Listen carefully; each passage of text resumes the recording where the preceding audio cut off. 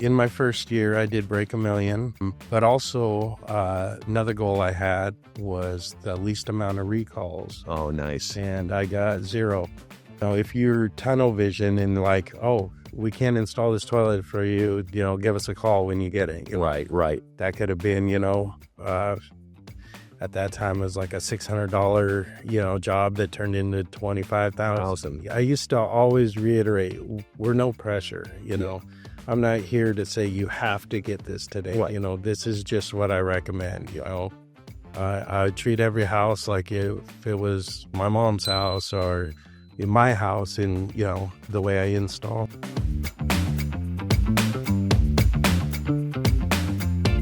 Henry, thank you so much for being here today. I greatly appreciate it.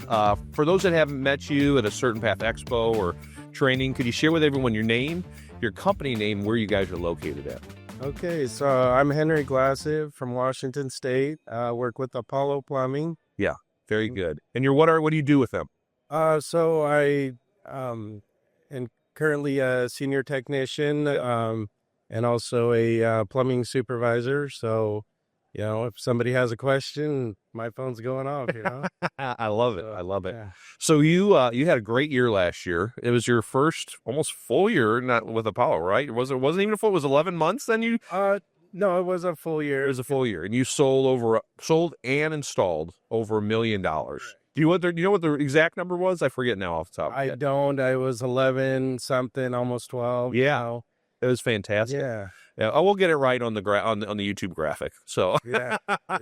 That's fantastic. That's how. And you were doing that sales plus being a field supervisor at the same time as well. That's crazy. How do you enjoy that part of the job, by the way? Being able to help the other guys? It's in my nature to help people. That's why service, we went a little bit on my background, talking just beforehand. And, when I made the transition from construction to service, part of the reason that I enjoy it more is it's in my nature to help people. Yeah. I love helping people. Right. And so getting paid to help people and solve their problems, that's a win for me. So, that's very cool. So helping others, same thing. It's just like, being that, the mentor. That I had coming up. Yeah. How do you balance that though? If you're in the middle of a service call and your phone's blowing up, you got to take care of that, take care of the customer, but you got your guys you want to help out. So how do you find that balance?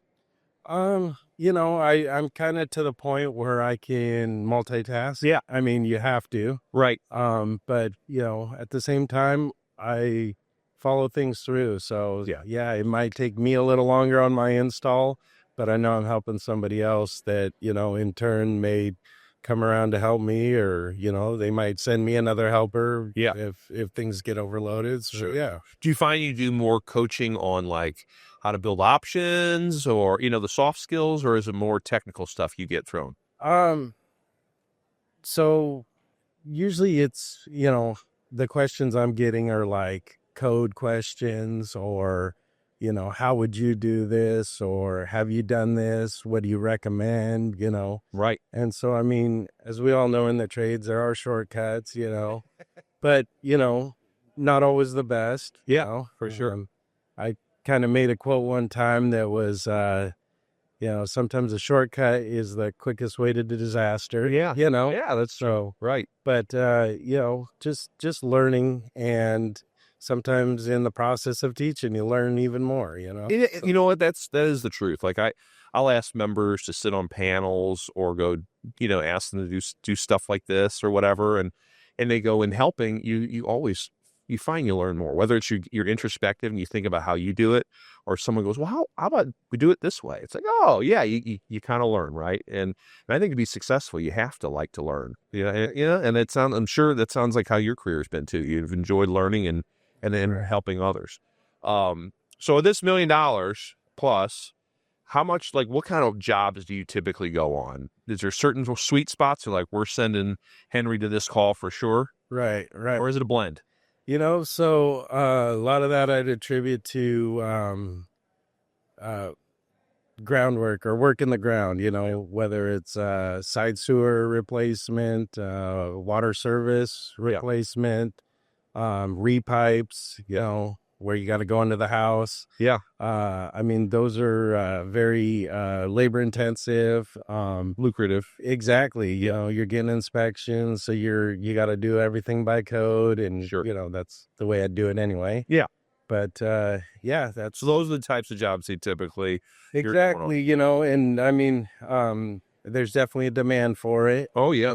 I mean, I've been through where I'm installing sinks and faucets, and I mean, they pay too, but it's you got to do a lot of them, Yeah, a lot of them. That's to build it up. Yeah. That's right. That's right. But those small jobs do add up. Oh, too. for sure. Yeah. For sure.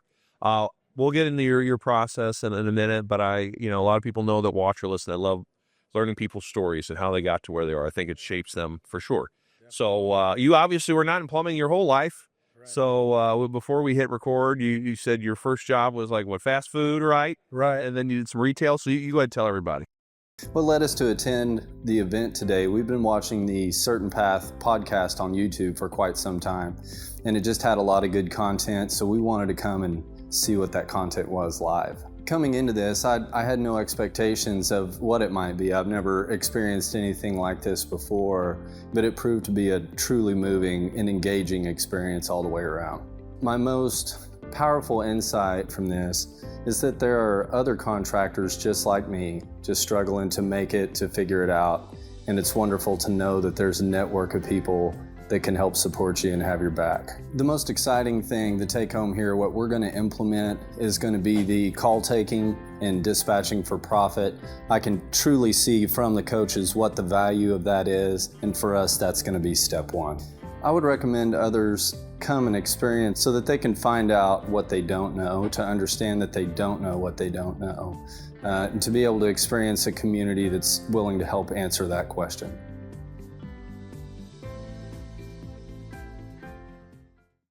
Very first job, I was kind of taking care of landscaping for actually a tutor of mine in high school. Yeah. And kind of went from there into the fast food and dishwasher, and so kind of behind the scenes on everything, and then got into retail, working with people, getting them signed up for credit, and just kind of learn the whole sales thing. Sounds like a young guy always working though. Yeah. Like you weren't the one playing video games at home. Oh no, I had a daughter right out of high school, so it was time to man up, and yeah. So so you got into plumbing somehow. Was that the reason why you decided to get into plumbing or find a trade? Right. So I really wasn't making it in retail. I mean, I was selling, but at the same time, I needed a more stable income, and hours were all over and days of the week. So I was just like, I'm gonna look for something else. So, like we were talking about, looking in the newspaper. That's how I got this job. Exactly. 20-some years ago. Yeah. There's a section called the classifieds, and I like that we have to explain that to people, by the way, that watch this. So looking through, and I see a labor position, and ended up being for a commercial plumbing outfit. Okay. And so I was drilling holes for 8 months, just pushing a drill. Now, why did you stick with it instead of going, the hell with this? I'm going to go back and do something else. I knew I was built for it. I was really into, weightlifting and stuff in high school. So I was like, hey, I can handle this, know? If I got to dig, I got to dig. If I got to break concrete, I got to break concrete, but I didn't mind it, Right.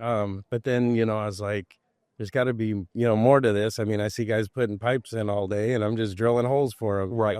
Right. So how did that progress? How long were you at that particular job? So, like I said, about 8 months in, I started getting into install, and somewhere along the way, one of the senior apprentices was like, you should get your apprenticeship card and, start recording your hours. Right. And so I took that advice and, kept on and, started install and doing the whole rough end thing. Yeah. So, Yeah. So how long were you there then at that first? So it was about a year. A year. Yep. Okay, and then where'd you go from there? So my number came up, there was layoffs, and it was just a lot of big projects closing up, and they were going to start new ones. They're like, "Hey, stand by for a couple months and we'll keep you busy for a couple years," And Yeah. me with that mentality is like, I got to keep working, Yeah. I can't just sit and Sit around, yeah. So then, like we were talking, I said, maybe this isn't for me, Right. So I'm putting my application in everywhere and not getting any calls back, and walk into a plumbing shop. They're like, be here at 6 a.m. tomorrow, So I'm like, I guess this is what I'm meant to do. Right. Yeah. So how long were you with that place? And that was new construction too, right? Yeah. For people, yeah. Yeah, that was over 10 years. Wow, So, 10 years. yeah. It was all new construction there. New 10 years. construction, started out track homes and um, multi-units, duplexes, stuff like that. And it was very monotonous, You're, like I said, set of plans builder. You're going through, you're roughing in, doing everything behind the walls and crawls, and it was still learning. Yeah. Well, I was going to say, I've heard many people go, I'm glad I started new construction before going to service because I know what's behind the walls. Exactly. I mean, you feel the same way? Oh, yeah. X-ray vision. Yeah. Yeah. So what happened though? You're 10 years. Why the change after that? Well, there was this a period of time in '08 where housing market crashed, and that's what we were doing. We were building, and right. So things came to a halt. And, sure. There was pay cuts, there was hours cut, and just struggling to get by. And sure. Like I said, cut out non-essentials. Yeah, you dropped your cell phone. Oh, cable TV, everything, we had to keep our house, and we made it through the storm, but we were doing remodels that, we wouldn't even look twice at, Right. It was like, you got to do what you got to do. Exactly. Yeah. How'd you get through that? What'd you end up doing next? So, kind of transitioned into service, it was more steady, and, it's not slowing down. And, I ended up just kind of falling into that. And with that background, like you were talking about, I mean, it was steady work. Right. The company that I joined had a new construction branch. Mm-hmm. And so that was kind of my plan, is they had a service opening. So I was like, okay, get in the door and then go to the construction. Well, fell into service and never turned back, and they ended up actually closing up the new construction side. Is that right? It was kind of one of those key points where it's like, it could go this direction or that direction. And, right. Like I said, there again, nature, helping people, that service background, working with people, financing, all that. And so it all just kind of came back around full circle, right. Now, the place where you're at, did they have a good onboarding system so you knew how to? His services were wildly different, right? All of a sudden, you're pricing jobs. It depends on the company, but if you follow a similar model that we present, you're pricing jobs, you're talking to customers, building options. Did they have something like that, or was it more just go fix it and come back? Yeah, it was a little bit different when I started. It was kind of a trial by fire. They call it sink or swim. Yeah. Yeah. So here's a new construction guy, and it's like, all right, you're going to go in and basically let them know what needs to be fixed. And, So and that's how it started. You're just like, yeah. I mean, like I said, kind of shadowed some of the guys for a while, but a couple weeks in, they're like, okay, you're ready, and I'm like, I don't know, am I? But just kind of rolled with it, and a lot of trial and error, a lot of self-taught, a lot of won't do that again. And so, how were you pricing jobs at that company too, or were they built? I was, fortunately, I did have support to where, like, if I was like, hey, this sounds kind of low, or I don't think we're charging enough, That's interesting. Because you knew your value, it sounds like. Well, I did, but at the same time, I didn't want that talking to if I didn't charge enough, it's like, so. Right. you know. Right. So were you guys doing training, or were you just like, hey, Oh I'm yeah, just going to do it? yeah, Okay. a lot of training, a lot of role playing, and what to do, what not to do. Yeah. Which, I remember a couple times I'm doing the role playing and got shot down on a few things, and I'm just like, I thought I nailed it. Yeah, yeah. But there's always things to learn. Oh, new yeah. approaches. Different people. You're never gonna meet the same person. Right. And even if you go back, it's not the same interaction. No, you don't know what's going on in their life, right? Else, or something could have happened, or Right.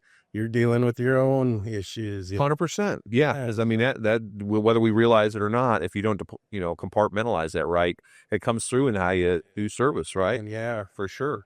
So so you just had been Apollo a year. So how long were you at that service company before you shifted? I was with them for 10 years. 10 years. Yeah. Okay. Yeah. And then you're just looking for a change?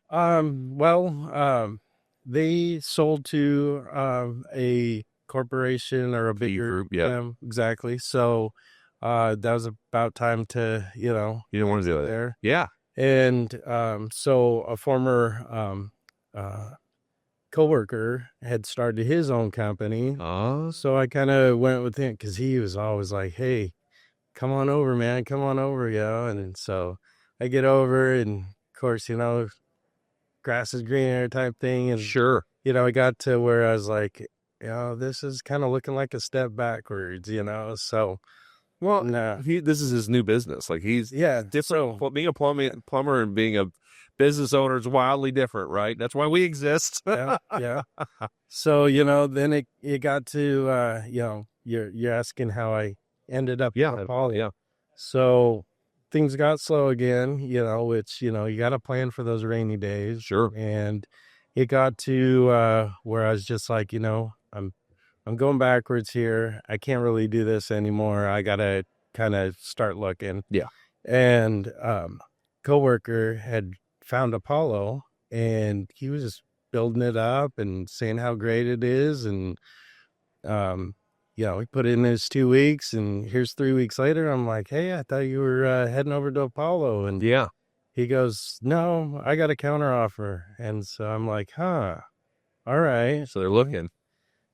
So long story short, I went, and I had already applied to, and I got the job, and yeah, I love it. And boom, and I just, what do you enjoy about it? What do I enjoy? I mean, the camaraderie, the atmosphere. I mean, just positive vibes. I mean, just, everybody's still, goal driven and everything, but it's just great company, great boss, or owner, I love it. That's great. Yeah, that's great. That's very cool. Yeah. How long, what was your onboarding like? Do they make you ride along for a minute to make sure that you know what you're doing, or they throw you in right away? Yeah, they had me ride along, and then these guys are like, why are you riding with me? I should be riding with you. Yeah. So, yeah. So cool. So you're in a truck pretty quick. Oh, yeah. You were to be selling $1 million a year. Right. That's fantastic. Oh, that's a great story. That's a good, it's a very similar story to a lot of people I know that have been in the trades for that era. Yeah. New construction, and then boom. Yeah. That 09 hit, and you just got to evolve. We got a lot of members in 10 and 11 because new construction's like, I got to find a different way. Yeah. Same thing. You find it, and boom, look at the home you've got now, and That's right. this industry that you're good at, and you love it. I want to talk about your service call process, from beginning to end. So when you get dispatched to a call, do you do any background? Do you try to listen to the call? What do you do to kind of educate yourself on what you're walking into? So we do use Service Titan platform. Yeah. So yes, I will sometimes hit play on the call and just see how dispatch is communicating with the customer. Mm-hmm. Mm-hmm. And if there's any keywords I'm looking for, things that will just kind of help me plan. Sure.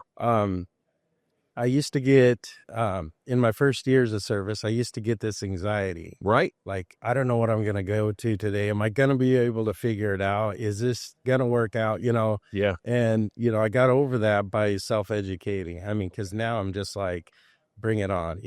Like, give me a challenge. Yeah. What'd you do to self-educate yourself? So, a lot of it was out in the field, like, just figuring out, the easiest way, the best way, the cleanest way, the least amount of holes to cut, and, keeping the customer running, during the process. It's amazing how when you get confident, like customers can see that you're comfortable, you don't look like you're uptight, here's this price for thousands of dollars. And you're like this, like, I'm not going to spend money with you. Yeah, exactly. But you've got that confidence now. So you don't sweat it. You coach. Do you call beforehand or when you get to the house, or you just go to the house? I just go to the house. Okay. That's one thing that I had to get used to, because I used to call the customer myself, let them know I'm on my way, and kind of building, that intro. Yeah. Now they send out the bio, and so they know, what your favorite color is and all this. Yeah, kind of shocked me the first time. I'm like, wait, how do you know that? Yeah.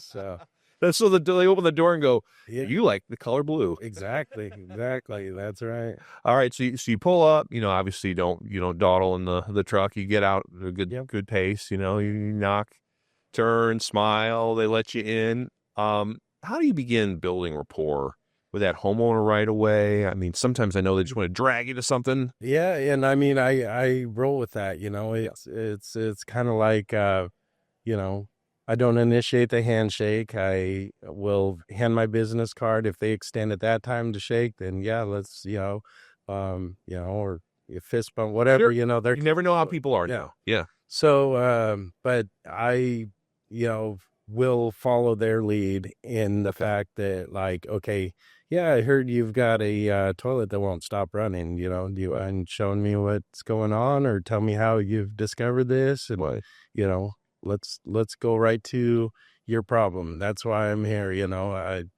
I used to go at, like, hey, beautiful landscape or nice car, but I kind of tend to stay on the path, like, okay, let's see what your initial issue is. Right.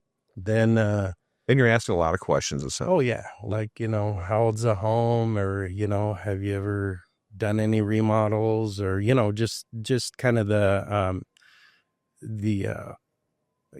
discovery process. Right. So they'll take me to the problem, get pretty quick to where, like, the sink won't drain, and when it does, it comes up in the bathtub, Right. So then I'm like piecing it all together, and I'm like, okay, you got a main line, Right. But, like,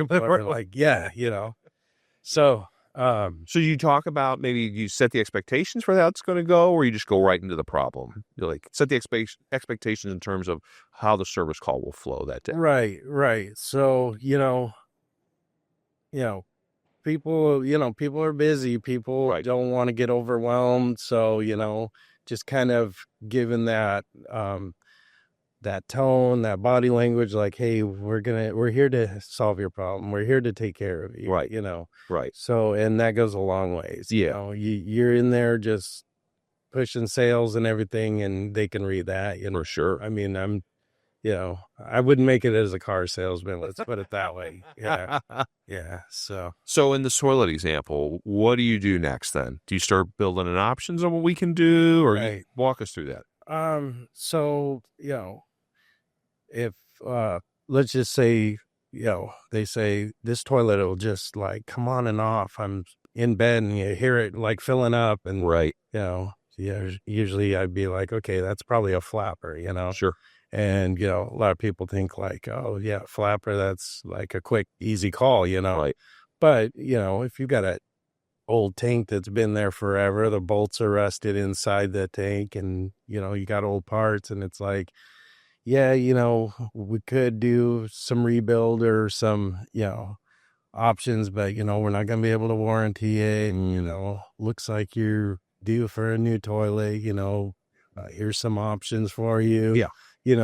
But I used to always reiterate, we're no pressure, I'm not here to say you have to get this today. Right. This is just what I recommend, I treat every house like if it was my mom's house, or, in my house and, the way I install. Yeah. So, yeah. Yeah. So you give them the 3 options, Yeah. basically. Let them decide. I'm assuming you do a safety or a plumbing safety inspection. I don't know if you call it. What do you guys call it? Yeah, plumbing safety inspection. How do you pivot from, okay, I'm at this toilet. Yeah. I've given you 3 options. Will you start work on that right away before you transition to the safety inspection, or will you go to the safety inspection? It depends, if I've got a helper with me, definitely I'll kind of especially if I know they're capable, like, hey, can you go start checking everything else? I mean, we're looking for multi-turn, shut-off valves. We're looking for any dripping faucets, we're looking for drains that are slow. I mean, all these things, I mean, they've got a plumber there. I mean, Yeah. And it's like, if you were to take your car in, and then they're like, hey, by the way, we recommend you get new wiper blades, and it's like, I mean, it's something I could do, right? Right. But, not everybody can or wants to try, so it's like, we're here. Well, we can take care of this for you. So you said the helper will kind of identify some things, or you'll go start taking. I'll usually do the initial walkthrough. And what do you say to the homeowner when you start wandering out of the bathroom to go look at it? Yeah. Well, I would say, like, do you have any other plumbing issues in the house? Right. Have you had issues with this before? Has anybody worked on this before? Just discovery questions. Sure. Do you know where your emergency shutoff is? If this, let's just say that the toilet got clogged and it's running and now it's spilling over. Do you know how to shut the water down? That's a good one. Yeah. And all of a sudden that gets you walking through the house. Right. Yeah. Right. You can identify other problems. And then you see the water heater and it's got cobwebs all over it, or, boxes stacked all around it. And, I mean. Right. So in that case, though, like say the shutoff is like in bad shape. Yeah. It's in bad shape. It's how do you explain to people like this is, you don't want to scare them, right? But this is a scary thing, right? So how do you educate someone without freaking them out? Yeah. Well, Well, I would say, let's say you're out running errands and you've got one of your kids here and for some reason something just starts spraying water. Yeah. Do they know how to shut the water off? Right. Like, exactly. You're like, I'll be there as soon as I can, and so, I mean, it's not a scare tactic. It's more like a safety. Yeah. You're making them aware of what actually can happen. Right? Yeah, exactly. Right. So, go ahead. I'm sorry. Oh, that's all right. I always kind of refer to electrical. You've got your main breakers that'll shut everything off. So your shut-off valve, that's your main shut-off. It'll shut off the water, Right. So we try and go, hey, this is really something that needs to be, we try and, I don't want to say close, but we kind of get me on board with, we probably need to look at replacing this because it's in bad shape. We do it right there, or we present that as an option later on? I do give it as an option. Yeah. I've learned, really don't want to put hands on it because if you do, then you kind of own it. Sure. Not technically, but at the same time, it's there and they didn't have that problem before you showed. Oh, yeah. Yeah. So, yeah. But, the shutoffs are very important. Oh, of course. If I go in the crawl space and I see a shower leaking at the drain, I'll be like, hey, I found this, this is something that, is not going to get better. Right. So how many are you guys differentiating yourselves by doing that inspection, getting in the crawl space? Will your competitors do that? I guess some do probably. It's kind of a time thing, I mean, it depends, I don't know if you are aware of like the disc. Oh yeah. Yeah, absolutely. Exactly. So different people, different, like you got the guy looking at his watch the whole time. Yeah. Like, hey, I got to go. Yeah, you don't want to create a conflict. Exactly. So, but if, like I said, especially if I have somebody with me, I might say, hey, can you go down, take, your phone and just let me know if you see anything, Yeah. And, it's educating them too, because, they're learning to look, for those things. So in those cases, you're just, are you writing this down, notating what you've seen in the house or a tablet? Okay. Whether it's on the invoice itself, I mean, we we do our risky waivers. So like, hey, we can work on this toilet, but if it starts acting up, I mean, we did give you the option to replace it. Yeah. So, we cover those bases. Okay. You brought up the water heater. That's always a fun one, right? That's a big ticket. And it's a safety, big time. Oh, like if it's something that's really old and it's like rusting, but I called you out for that running toilet, and all of a sudden you're talking to me about a water heater. So how do you get me to start thinking about, I should probably replace this thing? How do you kind of bring that up? Well, one story I have was, I go out to a house and another technician had sold an owner-supplied toilet install. So this is way out of the beaten path. I mean, we're traveling way out there. And so I go out there.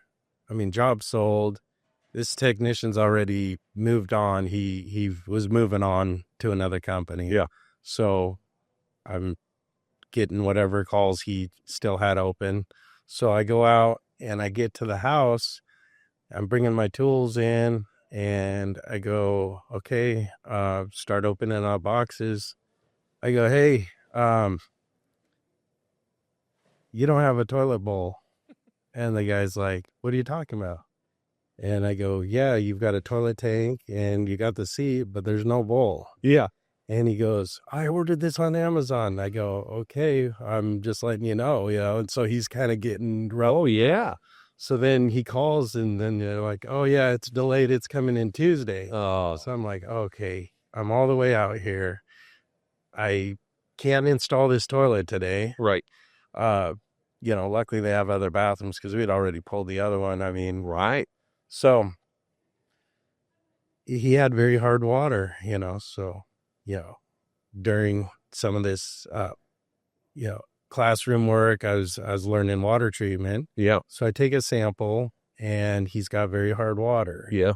And go to look at the water heater and it ends up,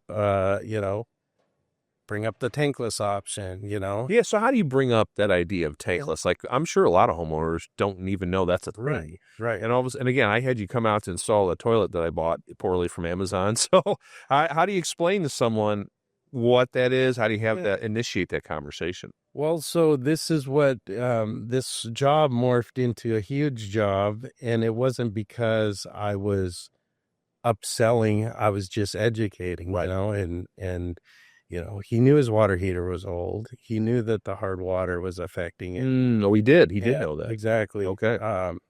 And so I was like, okay, we can install a new water heater, but then you're going to have to get a softener system, Right. Otherwise we can't warranty it because of how hard a water you have. Sure. So it ended up being a water treatment. It ended up being a tankless. It ended up being a new shutoff valve. Oh, man. All from an owner-supplied toilet, You see, don't prejudge your calls, guys. You never know. Exactly. You never know. But you were asking me... just how do you bring up, like, it's just open, just open into questions? Like, hey, you run out of hot water or that kind of stuff? Yeah, I mean, I will basically bring it up as like, have you ever thought about tankless? Oh, you just bring, okay. Yeah, I like it. Yeah. And some people are just dead set on no. Yeah. And, that's where it ends for me. I'm not going to push it. Yeah. But then, I do, if they're open or want to learn about it, then I'm like, yes, you've got unlimited hot water. You've got the on-demand, it's not running all the time.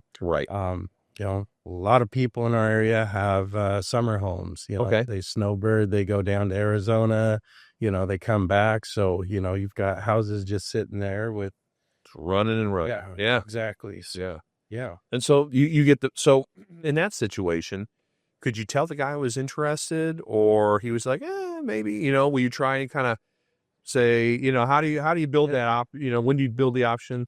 And so to kind of elaborate on that call. Yeah.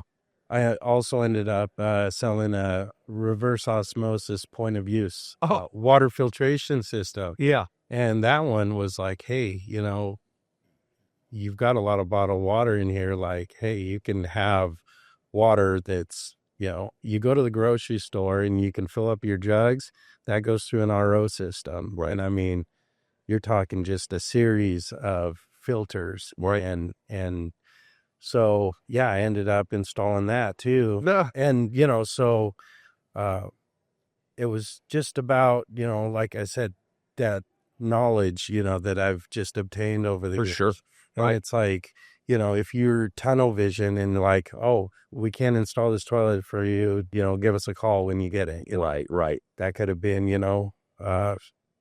at that time it was like a $600, job that turned into 25,000, So Did you come back and do the toilet later, or did you sell them one? Oh, see, at that point, that option was given. Yeah. We would, we wouldn't just say, hey, your toilet, unless, they have it there and they're like, hey, this is the toilet we want. So, Yeah. but, it's the whole, following the process, Right. making the most of every Right. call. So in that instance where you got a whole bunch of stuff and you're walking them along, you're reading body language and what they're responding to.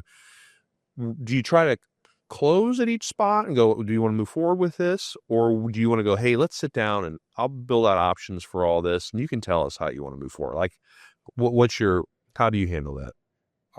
I kind of play off of their, body language or their, emotions at the time. If they're like, is this something you can do today? Right then, I'm just like, yes. Yeah. Yeah. That's a good one. Yeah. Unless it's some special order, part or something, we usually have, the accessibility to do it. So, Right. and it goes to that saying, strike while the iron's hot. Yeah, for sure. If you're going to make something, do it, if it's going to end up being a late night, there might not be work tomorrow, So you won't try to like start it and then come back. No, you're getting it done tonight. No, there are scenarios,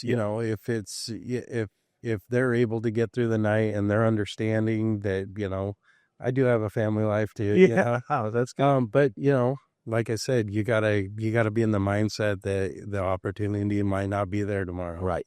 Right. I've also learned that, you may have 3 calls on your board, but maybe that first one's the only one that's going to pay. Sure. So if you're rushing through that one, you might miss out on everything. Yeah. Yeah.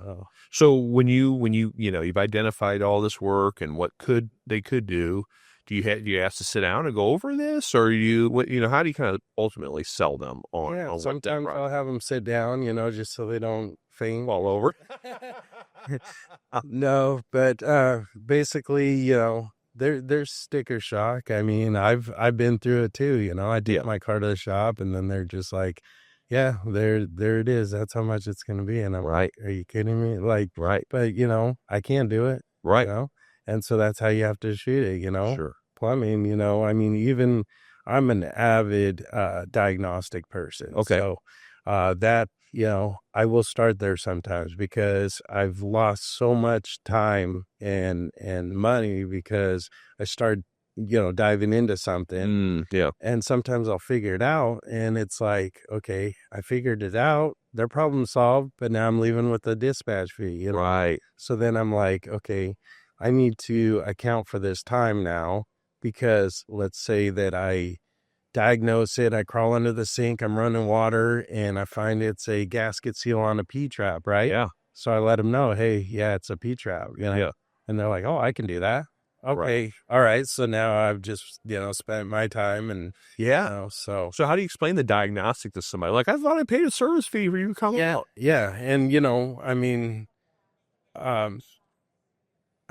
they've got to understand. I'm a licensed plumber. We've got, a warehouse on wheels, and we're rolling up, ready to take on whatever you've got. And, that there's a lot to be said for that, Do you get much pushback on the dispatch or the service fee? On the diagnostic, I meant. On the diagnostic? Yeah. Not so much. I feel like you have to. People just understand. You have to lay it out, You do a good job of laying it out. Right, right. And the analogy, I always go back to automotive because I'm not very strong on that. So you take your car to the shop, usually they're going to charge you diagnostics, right? Because they're not going to dive in and start taking things apart and then go, oh, you need a new spark plug. And it's like, yeah, okay, thanks. Yeah, right. So, right. So, okay, cool. So you do a good job with that. All these other, but ultimately, when we sit down and look through all these options, when you're building them out, do you do 3? Like if we had that big project you were talking about, do you build all that and separate into 3 options, or do you have smaller options on each? Like the water heater, you got a tankless, a tank, and I don't know, whatever the third thing would be. Do you understand what I'm saying? So how do you kind of go about? Hey, sorry to interrupt, Bob here. Quick question. Would you like a slice of the $10 million Certain Path helps contractors put back into their pockets every year? I talk to contractors all the time. Customers are spending less. Margins are shrinking. So how do you protect your profits? You buy better. At Certain Path, we give you access to all sorts of things. World-class coaching, training for every single role in your company, the largest home services community in the industry, over 1,200 members, and most importantly, 120 vendor partners you already use, equipment, financing, marketing, so much more. We negotiate exclusive discounts and rebates, over 10 million in rebates alone, and it grows every single year. So if you want to compete with private equity, you have to buy like private equity, and that's where we come in. The best part, savings and rebates can more than cover your membership. Everything else is icing on the cake. Want in? Click a link in the description, book your free discovery call with one of our coaches and my friends, Mike or Will. One conversation could save you tens of thousands of dollars every year. Now, let's get back to the show. Back in the day, we had to handwrite everything. Yeah. So people do. I just somebody likes to do that. Yeah. So, we had the carbon copy. So, I had my calculator. I had to put in taxes and all that, sales tax and discounts and a lot of scratches, on there. But, I would build, I remember even on a home inspection, building 3 pages of proposals, of options, Sure. And some of them were good, better, best, but it would kind of branch out like good, better, best on a toilet, good, better, best on a water heater, and then I've got all this. And they'd even show it up on the board in class sometimes. It goes, look at how many options Henry gives. And he gets a lot of these That's right. sales. Right. And, it can get overwhelming because, it's like you go to the restaurant, you see this menu and it's like so many options, but, I'd rather have all those options and be like, okay, this is it. Yeah. And then I was going to say, when you sit down with them or you stand or whatever, you do it when you did the safety inspection, by the way, were you filling anything out or was that all on iPad when you do like I've done both iPad or the handwritten. Yeah. I mean, the handwritten, you can physically hand them their copy. Right. So, but what I was going to get to is you walk them through that. I'm sure like this is everything I've seen today. Right. And then again, you've already talked to them, I'm sure at the water heater about this is an issue. You went over it again with a safety inspection, and then you talk them through the options as well, right? You just don't go, here you go, right? And you pick it. There's an additional explanation, right? Right. Yeah. So, I kind of, like I said, if somebody's on a schedule, I'll usually ask that right away. Right. Are you on a schedule today? And the reason I ask that is because I could sell 6 hours worth of work. Right. And they got to leave in 2 hours. Right. So it's not going to turn out very good. No. So, part of the planning on that, like, hey, when's the next available, time that we can get this done? Because we can get everything and have it ready to go. Yeah. But at the same time, going back to what you were asking me, about just walking people through everything you're proposing, right? Rather than just giving the proposals and go ahead. Yeah. You kind of explain, this is what you get with this and this, right? You take that time and you're building that value is what I want to. Yep. Yeah. Okay. Pictures are great. Oh, there you go. Yeah. I doubt many people have been under their house. Right. Or they say, somebody said there's a shutoff valve under there. And I'm thinking, okay, if your kitchen faucet was to start shooting water out, we're going to run outside, jump into the house and go shut it off. I mean, you may have shutoffs, but they might not work, Right. So, then it's like, you do have a shutoff down there, but what if I could tell you we can put it in the coat closet right there by the front door? Right. You can just reach in there and turn it off. Sure. So there's recommendations. There's And I reiterate on that too. I'll say, hey, this is a recommendation. This is what I would do, or this is what I've done in my house. I use A lot of value in that. Yeah, I use a lot of examples of past experiences. I mean, I remember my son helping me do some plumbing at our house, and I said, "You just turn that valve until it's off. This shuts off the water to the whole house." Yeah. And he's turning and turning. I'm like, "Come on, son, let's go." He's like, "It's not working." I'm like, "Come on, I've turned this off." And Yeah. I'm like, "Just turn it." And I get over there, and sure enough, it will not catch. It just, the handle just keeps spinning. Yeah. So we needed a new valve, so it's, you never know. That's right. So, That's right. and here I'm a plumber, and I have this old valve in my house. Hey, that's why you hear people is like, well, I don't want to bring work back home when I'm home. Well, and here's a kicker too. We were working on the faucet, and we turned the water back on, and the water's not coming on.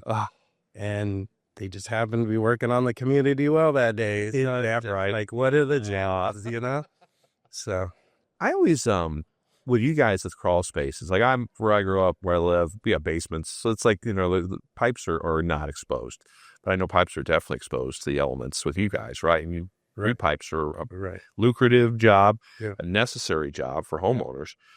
But again, let's say you had me come out for a flapper call or whatever. And long story short, you ultimately are under the house and you're like, holy cow, these pipes are in bad shape.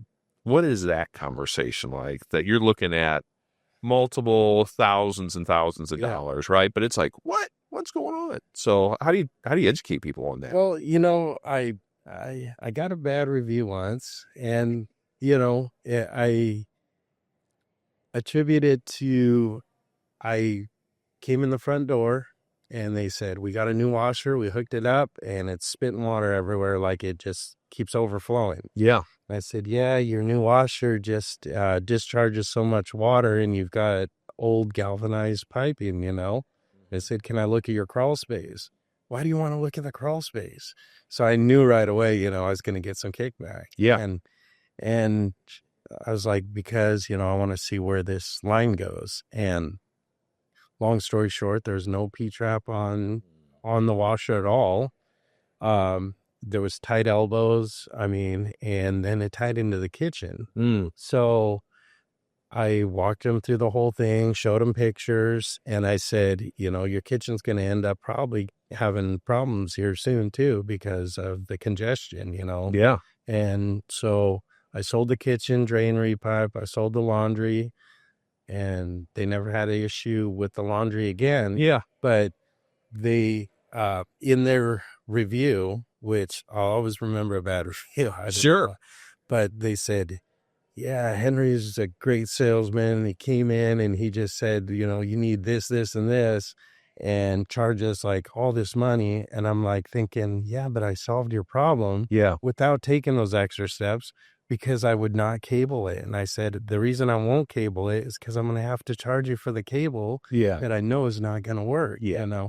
And so their problem got solved, maybe they weren't happy about what they had to pay, but at the same time, they got their problem solved. 100%. Exactly. And so, I got all that new piping into the main line, and so. And now they're doing all right, but that's the bad review though, for whatever reason. Yeah. People are funny. Yeah. People, who knows what's going on in their life? Maybe they just got something bad happen and took it out on you in your review. Yeah. It just happens. Yeah. So I also, main sewer line replacement, like that's always like, oh, I got a slow, the toilet's kind of backing up, and people think it's just a quick fix. Yep. And then all of a sudden, like, no, there's a reason why it keeps backing up, Yep. right? So walk us through how you kind of approach those calls, because they're unique upon themselves. Yeah. So just last week, was a week prior that I got the phone call from another tech, and, he installs clean outs and, does some inspections on the sewer lines, and he sends me a picture and he goes, Henry, what do I do about this? And it's just gravel all through the line. So, that's not something you can just suck out or, vacuum out or, push down the line or anything like that. So then I said, hey, send me some pictures. We talked it through, and it's 5 foot deep, and so gonna need shoring. And I took some time and learned the excavators. So that's how I get some of these bigger jobs too. Okay. Because and I've taken the time to learn that. Yeah. So here I go out, and I helped him sell the job because I'm like, here's where we got to be at. And so he sold it. I go out with a crew, we install, and then end up getting 2 liners out of it too. Is that right? And it's because, hey, this just happened. It took 40 feet of pipe replacement, concrete that crushed, and rocks fell in. Oh, wow. So I said, we can tackle all this while we're here. I'm going to leave it up to you. This is a recommendation. Yeah. And now they essentially have a new pipe from where it comes out of the house to the city connection. Yeah. Almost 200 feet of developed pipe. Oh, yeah. that's a lot. Oh, that's a lot of joints. We're talking like 4-foot tiles, Yeah. Just a lot of what if, Yeah. happens. Yeah. So how do you, because lining is such, homeowners have no idea what that is.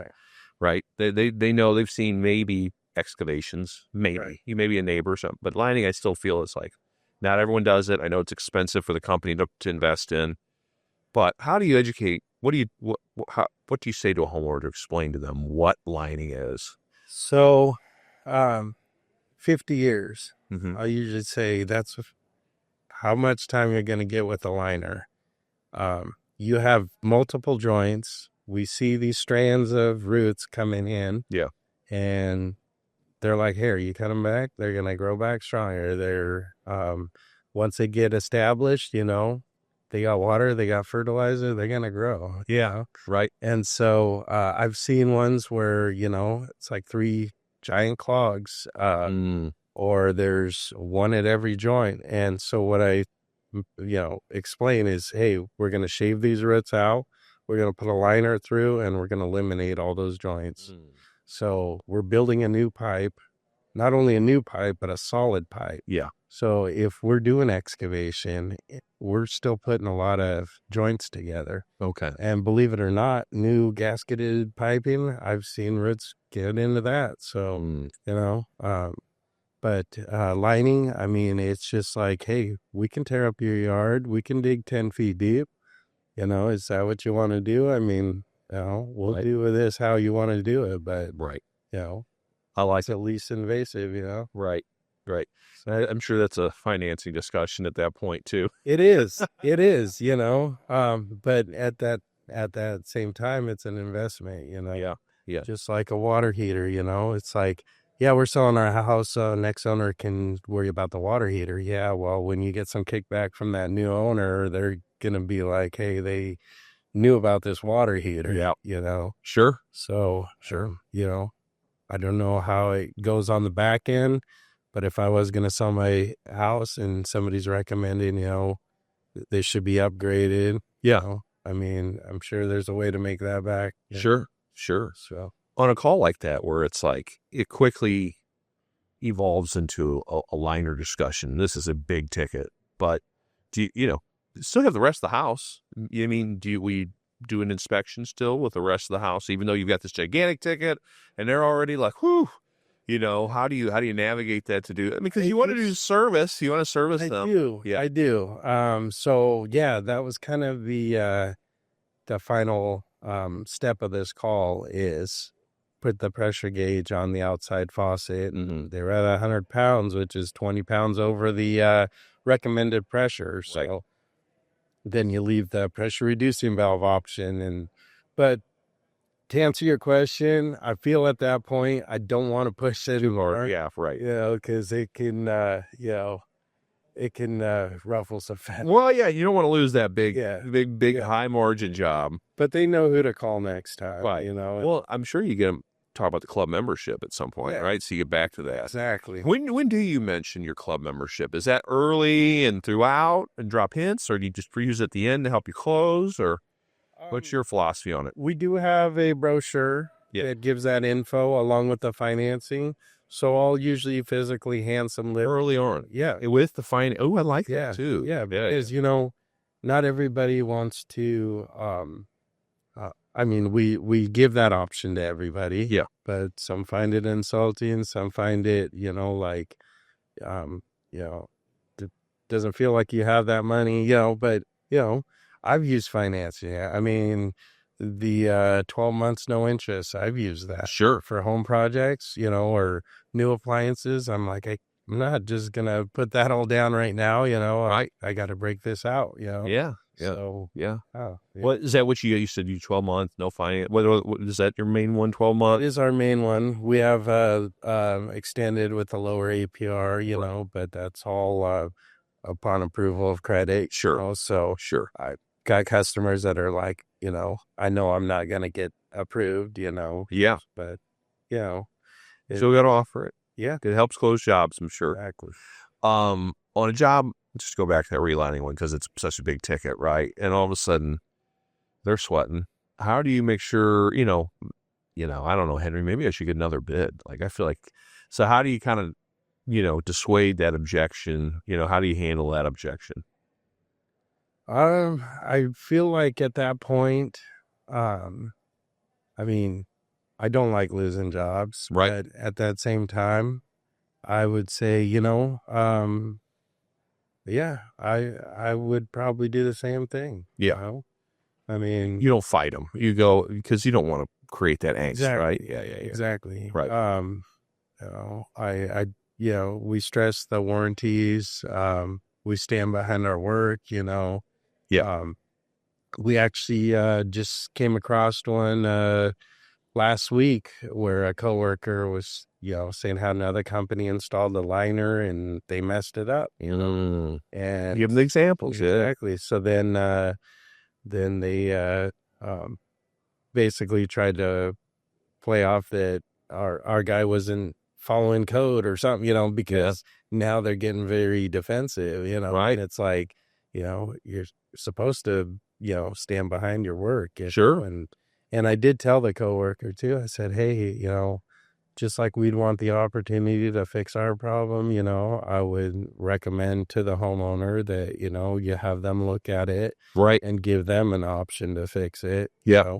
Definitely, if there's additional repairs, leave them the options. Right. But, you don't want to just, you don't want to trash the other companies. No, or right. anything like that. Right. Yeah. But So- you plant the seed like, well, not everyone does great work, but I know that we do and we stand by it. if we had done this, we would resolve this for you. Yeah. So, And it gives them a little confidence, right? exactly. But you don't push too hard. I mean, you're right. You bring it up. Yeah. And then worst case, are you calling behind then the next day, or you set the expectation I'm calling the next day? Yeah, I'll follow up, not to the point where we're bugging them. Yeah. But, have I lost some, big tickets? Yes. But, there's a quote, some of the best jobs are the ones you don't sell. Yeah. So in other words, it might be the worst nightmare you ever get into. Yeah. Or a customer. Sure. yeah. Or, something could go completely sideways, Yeah. Yeah. So How do you get? I mean, again, say a job of that size and significance and investment, people are just like, do you give them? Hey, and I just kind of think, how do I want to think about it? I need to sleep on it. How do you handle that objection? What do you do? I would, kind of reiterate like, hey, is there any other questions that you had for me? Do you have a spouse that, you need to review this with? Yeah. Is there, a time we can meet and go over all these options together? Right. Because You'll come back. yeah, nothing's worse than, the third hand or third party, because, there's a lot lost in translation. Yeah. It's like, they're going to do what, for how much? And, Right. So yeah, building the value. For sure. Okay. A job like that, maybe is there something you can start on it to make it a deposit so you don't want to lose it? Basically, I'm getting to the cancellation. How do you avoid those cancellations? Well, basically, yes, we do want to collect half down. Mm-hmm. But, there again, kind of reading the body language. I mean, there's been times where I'm just like, okay, they're going to want to think about it. And they're like, let's do it. And I'm just like, whoa, Right. Okay. You just made my day, but you don't want to, get too excited there. But Sure. Sure. it's, I guess I always refer back to fishing, Mm-hmm. you're putting all these lines out, and the more lines you put out, the more opportunities there are, Yeah. you're going to get that big one, or you might get some small ones, or hey, maybe you catch that small one. And as you're reeling it in, you get that tuna or something. Right. Right. It's Right. like, Yeah. yeah. And you're not doing anything. You're not pushy at all. You don't come across that way at all. Right. But you're educating people. Like Yeah. most people have no idea Yeah. what their plumbing system is a system. It has all these components, and they haven't been touched in 40 years. There's issues. Yeah. Whether you do it, whether you fix it, that's up to you. But at least, hey, I got to make you aware of it, right? Yep. That's a philosophy. I guess in a way, you're a trained doctor, right? Yeah, that's right. That's right. You're a water treatment specialist. You're a lot of things. You're there, like you said, to educate, and a lot of people don't know. Right. It's like I remember getting the call, and the lady's like, "I'm getting the sewer smell throughout my house, and I can hear the drains running all the time." And a cup of water into the P-trap, and that problem was gone. Is that right? It was an empty soaking tub that had laundry in it. So, they don't use it. Yeah. So it dried out, and now they got sewer gas, and they've got, you can hear, the acoustics throughout the house. You fill that trap up with water, and problem solved, Yeah. And it's just like, a lot of people don't know that, No. or the concept of a P-trap. And that's, it may be very basic, but I mean, it's People don't important. know. Oh, yeah. Without a P-trap, you probably would not have indoor plumbing. Right. So, Right. very important. A lot of, not a lot. I mean, a percentage of your calls, people are probably frantic, right? Like, oh my God, this is backing up, or there's water everywhere. You are like cool as can be. Do you feel like that is a big reason for your success? Like you said, nothing, you talk about earlier on, driving to the job, you're like, hey, I know I've seen it all, right? Yeah. And so do you feel like that's why you're so calm and people really feed off that? Yeah. I mean, of course you want to, reiterate, like the importance of shut-off valves. Sure. I mean, but big one that got us through the freeze last year. I mean, because we had a lot of freeze breaks, just a cold snap, and Yeah. I'd say almost half the calls, they had a valve that would have stopped that running water. Is that right? And this wasn't like shut off their whole house. This was shut off the front hose bib, because the feed goes through the rafters Right. that are open to the elements, Right. And if they had known what that valve was for, or if it was labeled, then they would have known, hey, all I had to do is shut that off, and not shut down my whole house and let it run, because we need to run some fixtures or something, and meanwhile everything's just getting soaking wet. Takes the emergency factor out of it. Right. And a lot of just, again, that educated people, right? Letting them know. Yeah. I mean, and that's a news event. Hey, you see on the news all this is happening. Yeah. Right. And, going back to my roughing experience, it's like, hey, I used to put those valves in for that reason, Yeah. But, couple owners later, they're not going to know what's what. No, yeah. Yeah. It's like, hey, do you know where your shutoff valve is? And like, we don't have one. You go in the crawl space, and I'm following the main, and I see a line going up, a line going down, go into the closet there. There's a handle right there. They never even knew it was there. No, for sure. Or under the sink. They're like, I never knew what that was for. But let me be the one to educate you. Exactly. That's cool. Exactly. What, just kind of wrapping up, what do you think, what motivates you to do such a good job, to be so helpful with your other techs? You've got a big job like that. You're selling a liner or something, or, the example earlier, you got the water heater and you this and this and this, and you're like, man, I want to get this in, but then you got the guys blowing you up, So what motivates you to just be able to handle all that hecticness and make you still love service plumbing after all these years?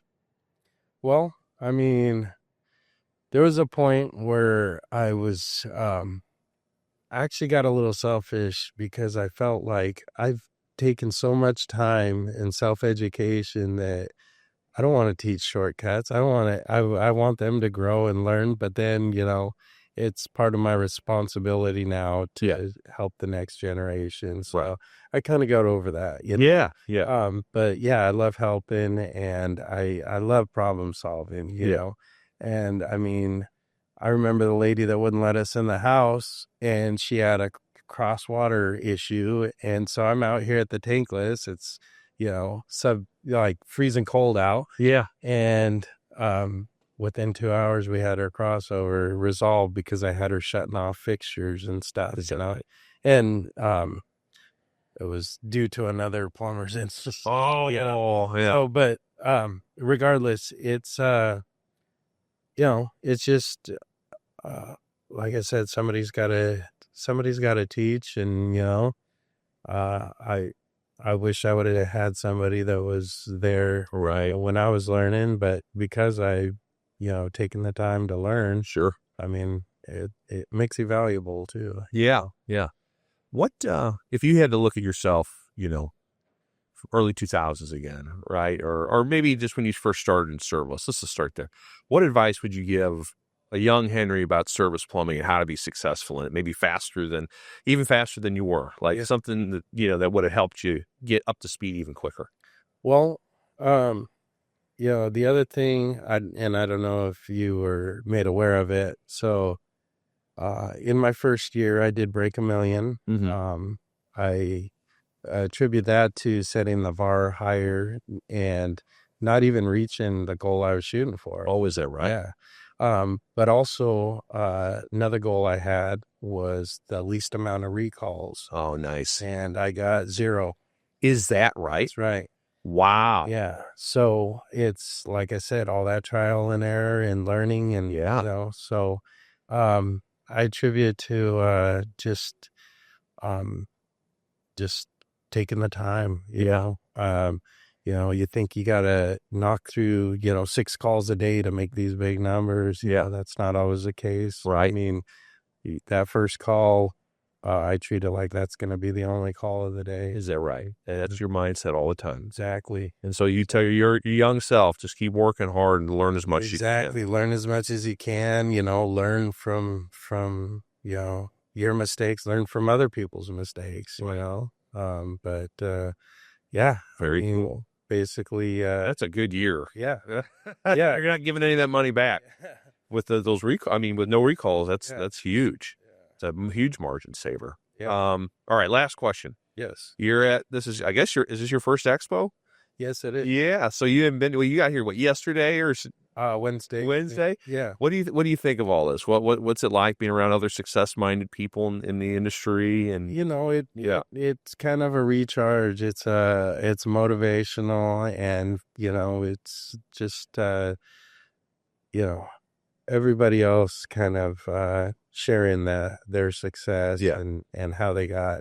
We all get here, but it's a path, right? Yeah, it's a path. That's right. Lenny, hey, thank you so much for all your time today. I really appreciated learning from you, and I think you provide a lot of value for folks. So thank you, sir. All right. Well, thanks for having me. Of course. The Successful Contractor podcast is part of the Certain Path family. Certain Path builds successful home service businesses and has for 25 years. We do it by providing contractors with a proven path to success, professional coaching, software solutions, and a member community of 1,000 plus strong. Doubling your sales with a 20% net profit and an inspiring company culture is all possible. Let us show you the way. With Certain Path, success is made certain. Visit www.mycertainpath.com for more information.